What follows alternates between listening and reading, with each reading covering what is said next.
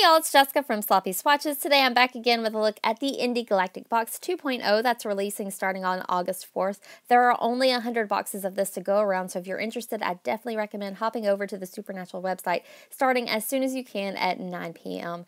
These will retail for $50 plus shipping. I was sent my box for review, and I'll link all the storefronts of the makers who are joining in on this collaboration in the description box below. So I'll go ahead and get right into it.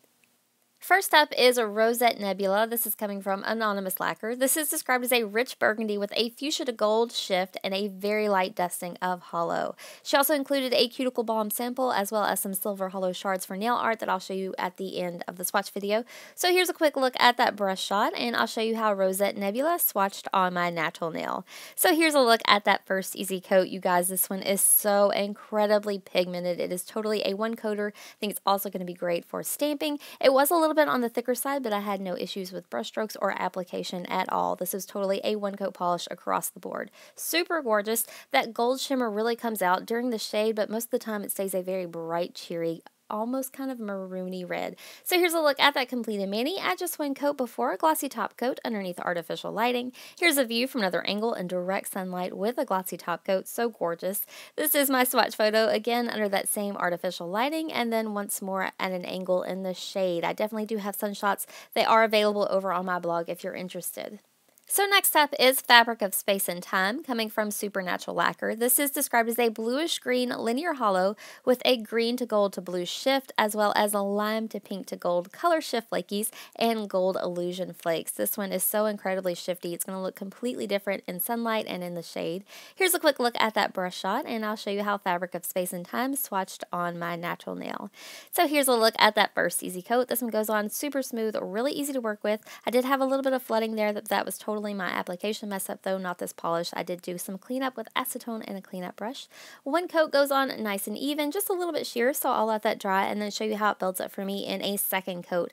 So here's a look at that second coat. You can see those flakes go on really smooth. I didn't have to manipulate them at all. They just kind of go exactly where they need to. There is a good amount of them in here, so at every shift you're going to get a ton of flakies. Two coats for sure brings this one completely opaque. Here's a look at that completed mani at two coats before a glossy top coat underneath artificial lighting. Those flakes are going to make for a tiny amount of texture. I definitely do recommend a nice glossy top coat.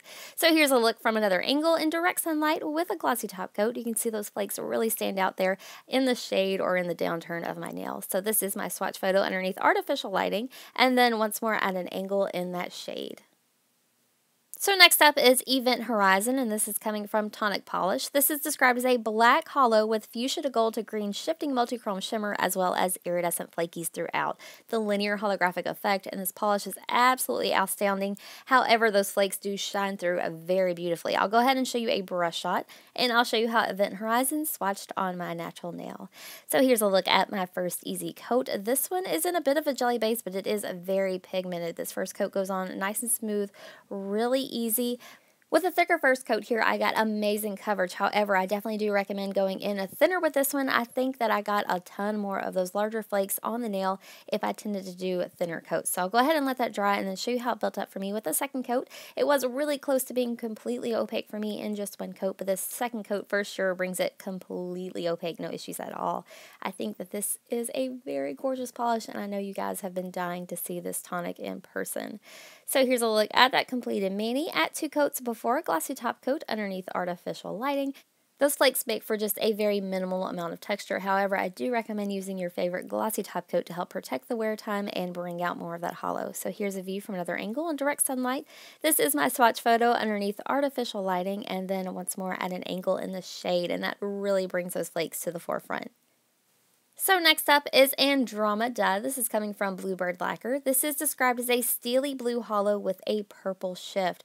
So depending on the lighting and the angle of your nails, this is going to shift between being a very light icy blue into a very gorgeous ethereal purple. I'll go ahead and show you a brush shot, and I'll show you how Andromeda swatched on my natural nail. So here's a look at that first easy coat. This one does start out a little bit sheer. It is also very pearly, so I did have some issue with brush stroking in here. I'm going to go ahead and show you how it builds up on its own in case you're not one that likes to sponge on polish, and then I'm going to show you how it applies with a sponge. So one coat made for a pretty nice even coverage, just a little bit brush strokey and a little bit sheer. I'll go ahead and let that dry and then show you how it built up for me in a second coat.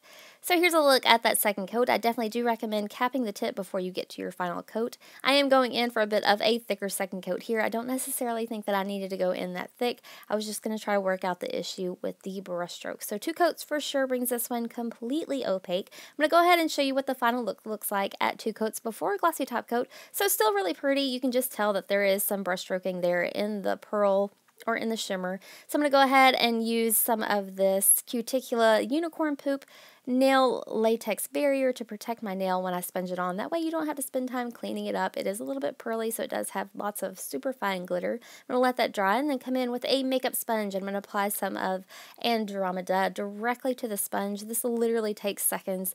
I've kind of avoided doing it because it's messy. I don't like the cleanup, but it is definitely worth it for this color for the finish. So next I'm going to go ahead and dab that just directly over my nail, just really quickly, and it really does ease out all of those brush strokes.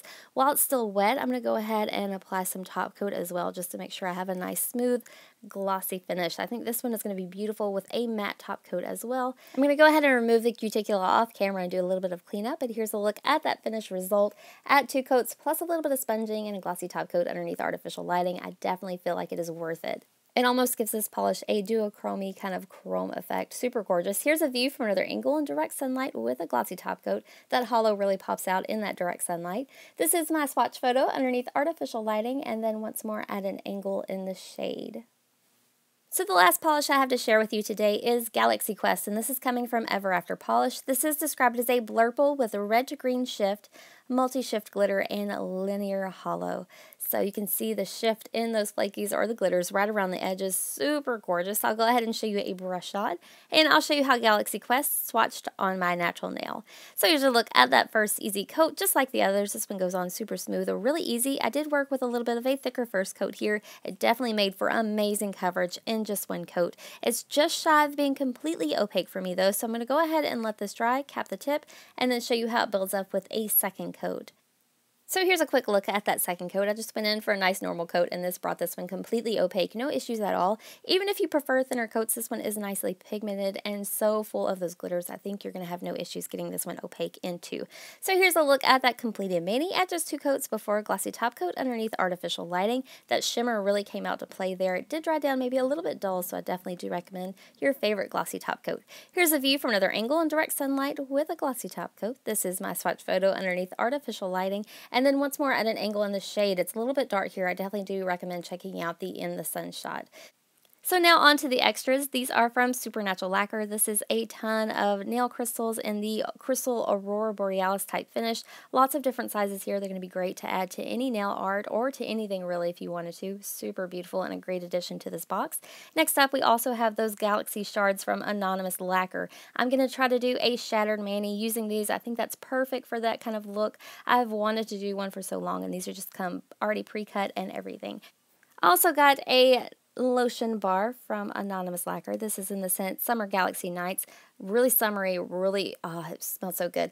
Also, I want to mention that this came in my mailbox in the heat of a Texas summer and didn't melt or anything at all. I'm going to show you how I used it today. I did use it as a cuticle balm, and I am loving it for that. However, you can really put it on anything that you want to. So here I'm just going to rub it around my cuticle area. I am still wearing the Galaxy Quest here on my nails. It went on super smooth. It absorbed really well. It stayed nice and matte, and it smelled really nice. I'm honestly impressed with this, especially how it was packaged and that it held up to the heat.